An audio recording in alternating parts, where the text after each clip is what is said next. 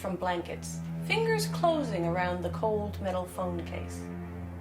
She threw the covers aside lazily and sat back against the pillows, stifling a yawn. The fluorescent glow illuminated her tired green eyes. An email notification.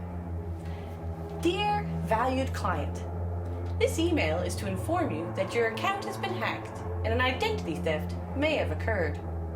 We advise that you change all essential passwords for any accounts related to this email address, as this could lead to further theft of your personal information. Our team is working diligently to ensure such security breaches no longer occur. For any further information or questions, please check our website at... With a groan, Jennifer Georgia McGrath tossed the cell phone to the foot of the bed. Spam. She retreated under the warm haze of heavy sheets for that blissful snooze before the alarm clock sounded. She forgot all about that silly piece of junk mail. Until about noon. Ping! She looked up from her filmy cup of ramen to the phone propped up on her desk. A notification from one of her social accounts. She tapped the screen. A comment on her post from this morning. Haha, I feel ya, Terry Berry 87, an old college buddy said. She scanned the post that he commented on and found a perplexing thing. A picture of her coffee mug with a sleep emoji beside it. Mondays, said the caption. An unexpected chill trickled through her as she strained for a memory that was not there. She hadn't made that post. She swiped down to the comments section just in time to see her own name reply to Terry Berry 87. I know, it's been that kind of day. Her eyes went wide. This is not my post. I've been hacked.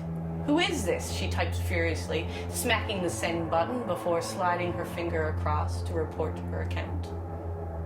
The memory of the morning email whispered in her ear. She checked her spam box. It had been cleared. With a sudden dread, she brought up her online banking.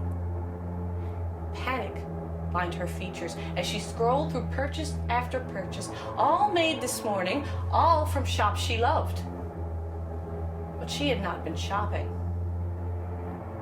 Jennifer McGrath, however, would not just sit there and stare. She called up the bank immediately to report the theft. A bright voice beamed across the line. We're sorry to hear, Miss McGrath. We will freeze your account immediately, but first I'll need you to answer a few security questions.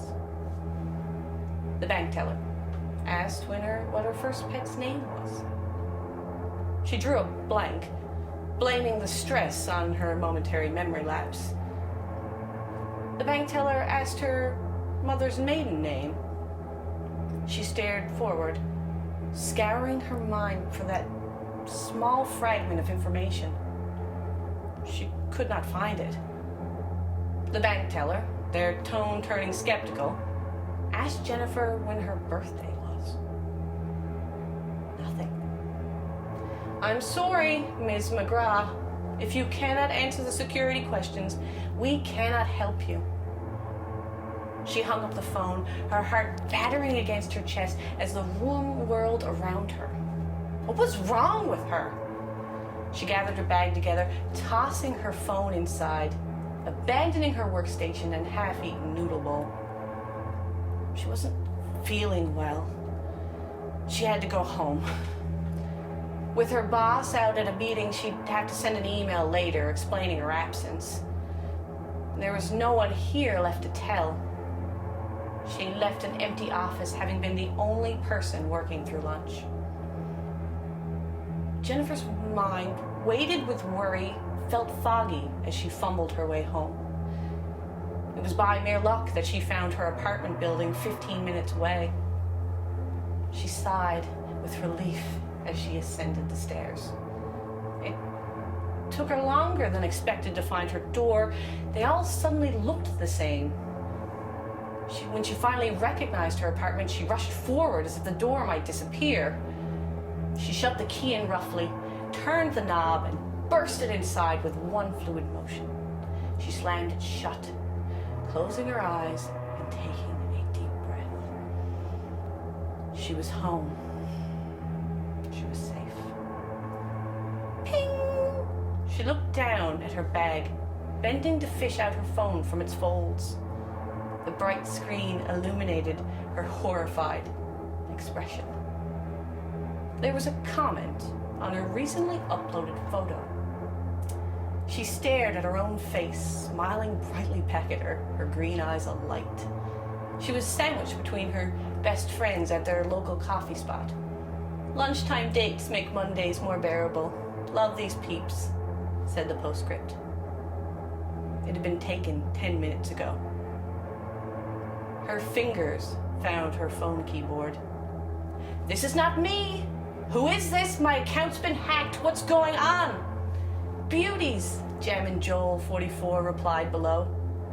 Her hand shook as she typed another reply. "Who is this? Who's doing this? Stop!" "Love that place," Janice Dances 33 chimed in. "Who is this?" "We're sorry, but you have been blocked by the owner of this account."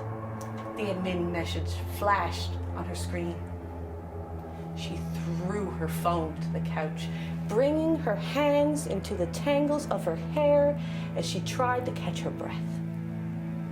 Her ringtone drifted merrily into the air. She snatched it up again and slid her thumb to answer the call. "Who is this?" she asked warily. "Who is this?" her voice echoed back. "Who is this?" she screamed. "Who is this?" was the only reply. She smashed her phone hard against the dark wooden floors, and in that act caught a glimpse of herself in the mirror on the wall. She turned to stare. Freezing before her reflection, her terrified expression slowly seeped from her features until falling vacant, vapid, empty of everything. "Who am I?"